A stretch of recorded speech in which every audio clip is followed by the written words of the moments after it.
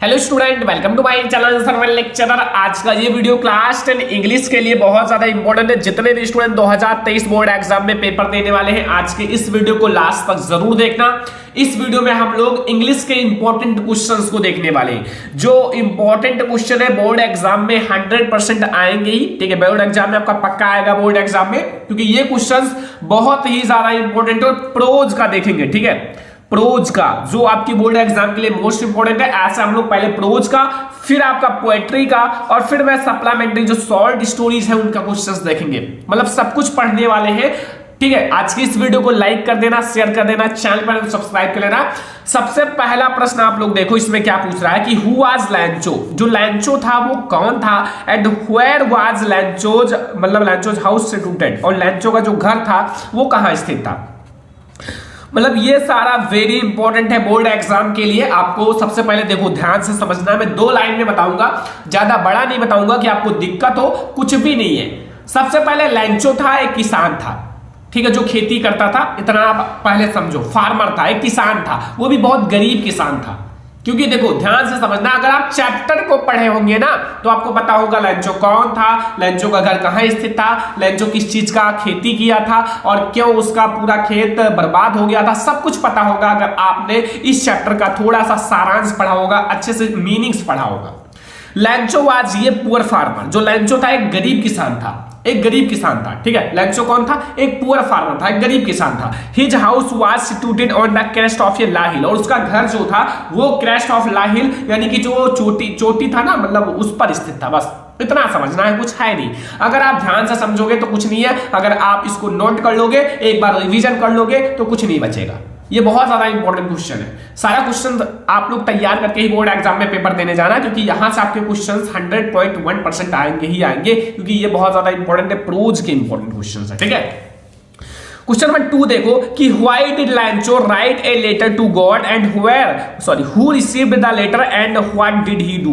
अब आपको यहां ये बताना है कि why did Lencho write a letter to God, भगवान के लिए, मतलब भगवान को लैंचो ने पत्र क्यों लिखा था। अगर आपने चैप्टर पढ़ा होगा तो पता होगा कि लैंचो ने एक लेटर लिखा था, एक पत्र लिखा था, वो भी गॉड को, जो कि इतना उनका बिलीव था भगवान में, इतना उनको गॉड में बिलीव था, इतना आशा था कि वो उनकी हेल्प करेंगे, ठीक है। तो ये चीज आपको डिटरमाइन करना है, समझाना है। And who received the letter, और वो जो लेटर था वो किसको मिला, and what did he do, और उसके बाद क्या हुआ, आपको अच्छे से समझाना है।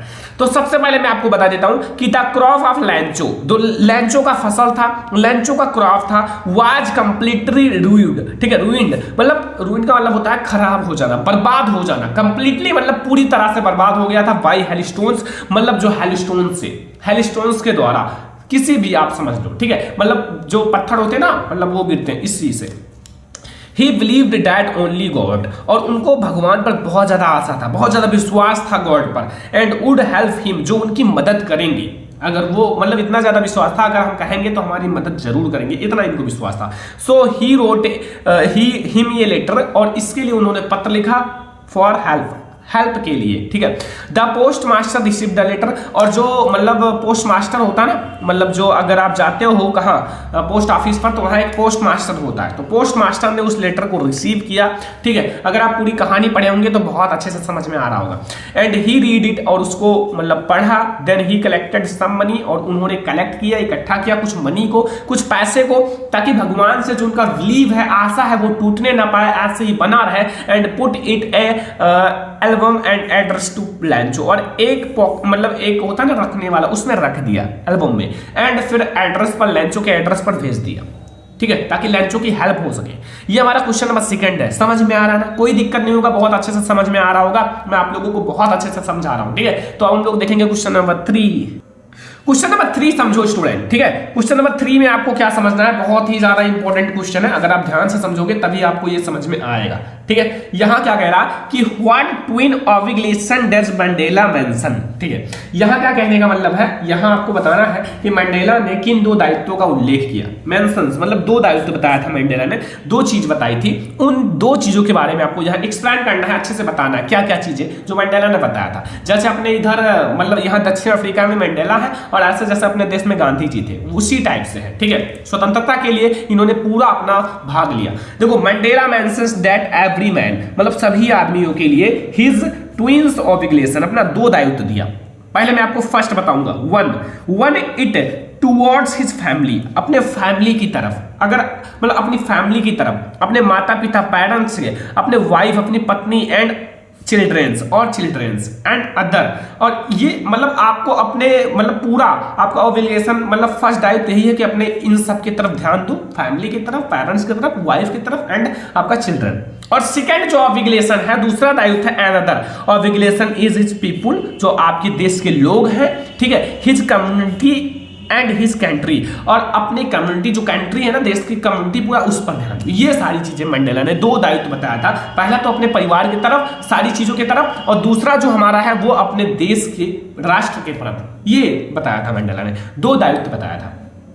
दोनों आपको समझ में आ गया होगा। ये सारे इंपॉर्टेंट क्वेश्चन है, जिसको कहा जाता है वेरी इंपॉर्टेंट, बोर्ड एग्जाम के लिए एकदम वेरी इंपॉर्टेंट क्वेश्चन है। उस चीज को मैं आपको बता रहा हूं ताकि आपका कोई भी क्वेश्चन ना छूटे। अगर बोर्ड एग्जाम में आए तो आप लिख कर आओ, एक भी क्वेश्चन आपको छोड़कर नहीं आना है, क्योंकि बोर्ड एग्जाम में अच्छे मार्क्स लाने के लिए मेहनत करना पड़ता है। और उसके लिए मैं आप लोगों को क्वेश्चन दे रहा हूं जो इंपॉर्टेंट है, ताकि आप उसको पढ़कर बोर्ड एग्जाम में अच्छे मार्क्स ला सको।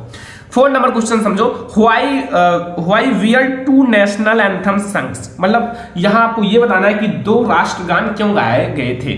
मतलब दो राष्ट्रगान क्यों गाए गए थे, एक ही गाया जा सकता था ना, लेकिन दो क्यों गाए गए थे, ये बताना है। तो सबसे पहले देखो, टू नेशनल एंथम्स वियर संग, मतलब दो राष्ट्रगान गाए गए क्योंकि वन बाय द व्हाइट्स, एक जो था वो मतलब गोरे लोगों के लिए, and the other by the blacks, और एक था जो ब्लैक लोगों के लिए, ठीक है। This symbolize the equality of black and white, ठीक है, ये आपका है आंसर, ठीक है। काफी आसान तरीके से मैंने आपको बता दिया कि आपको कोई भी दिक्कत ना हो। और ये देखो, मैं आपको बहुत छोटा समझा रहा हूं, ठीक है, बहुत ही छोटा समझा रहा हूं। देखो इतना छोटा क्वेश्चन ऐसे ही आपको लिख कर भी आना है, इससे ज्यादा नहीं लिखना है, ठीक है। इतना वर्ड्स आपके लिए बहुत है बोर्ड एग्जाम में।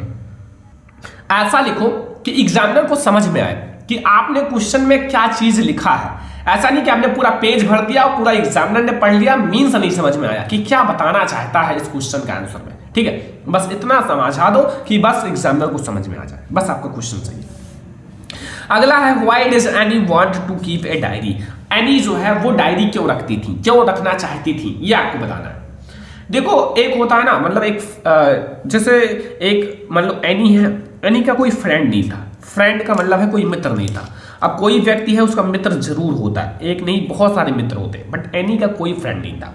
अब वो एनी जो थी वो डायरी को अपना मित्र मानती थी, डायरी को अपना फ्रेंड मानती थी, ठीक है। अब फ्रेंड को साथ लेना जरूरी है, तो Anne wants to keep diary as she did not have friend, उसके पास कोई दोस्त नहीं थी, उसके पास कोई फ्रेंड नहीं थी, इसलिए ये जो है ना डायरी रखती थी और उस डायरी को अपना फ्रेंड, अपना मित्र, अपना मित्र मानती थी, ठीक है। ये है हमारा क्वेश्चन नंबर 5, बहुत आसान तरीके से, कुछ नहीं है।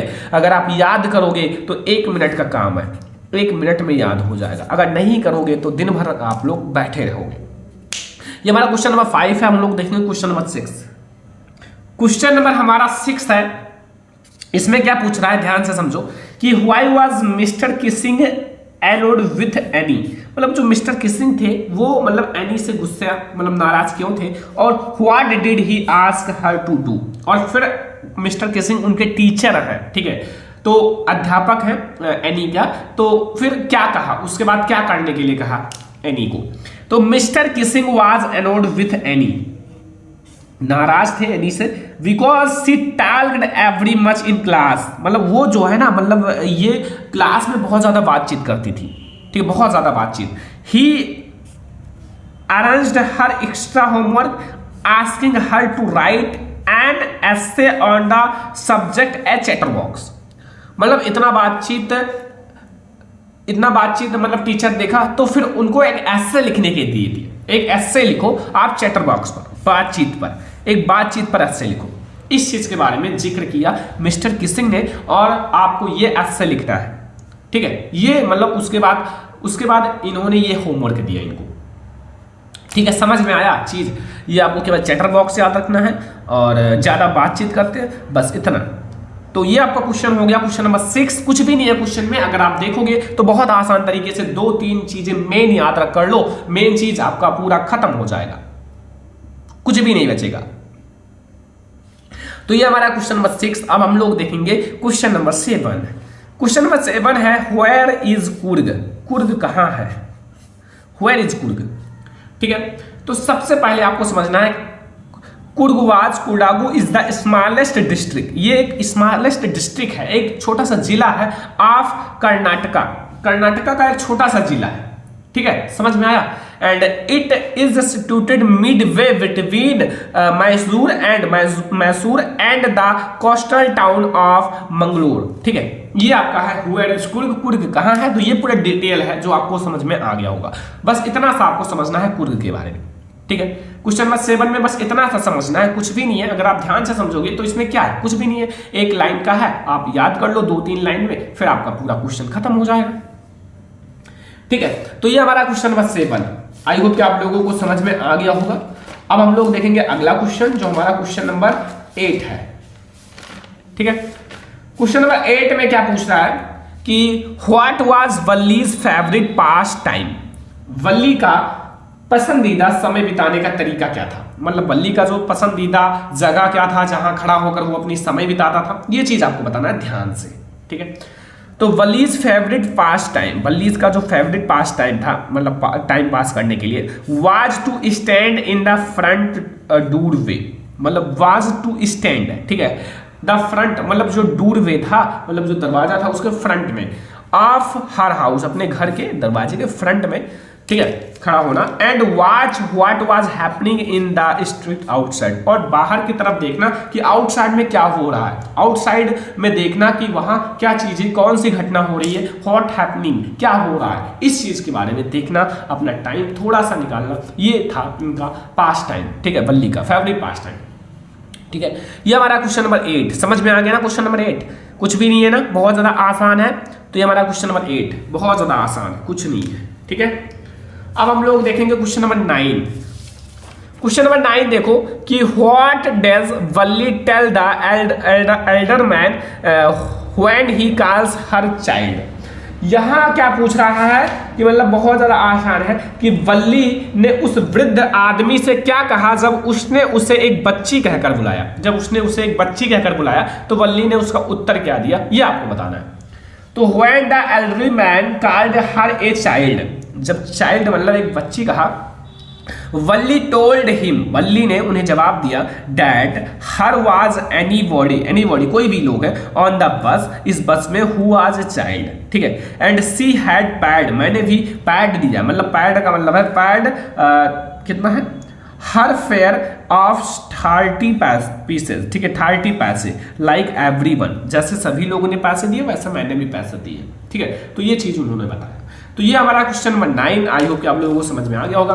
अब आप लोगों को एक HW दिया जाएगा जो आप लोगों को जरूर करना है, थोड़ा सा मेहनत करना है बोर्ड एग्जाम के लिए। ठीक है, अब मैं आप लोगों को देखो अगले वीडियो में मैं आप लोगों को लॉन्ग, अभी और भी शॉर्ट लाऊंगा, लेकिन फिर मैं आप लोगों को लॉन्ग क्वेश्चन पढ़ाऊंगा। लॉन्ग क्वेश्चन इंग्लिश में आपके जितने भी लॉन्ग क्वेश्चन हैं उसको फिर मैं पढ़ा दूंगा। फिर आपका लॉन्ग क्वेश्चन खत्म हो जाएगा, फिर लॉन्ग क्वेश्चन खत्म हो जाएगा तो फिर आपका जितने भी ऑब्जेक्टिव क्वेश्चन है इंग्लिश का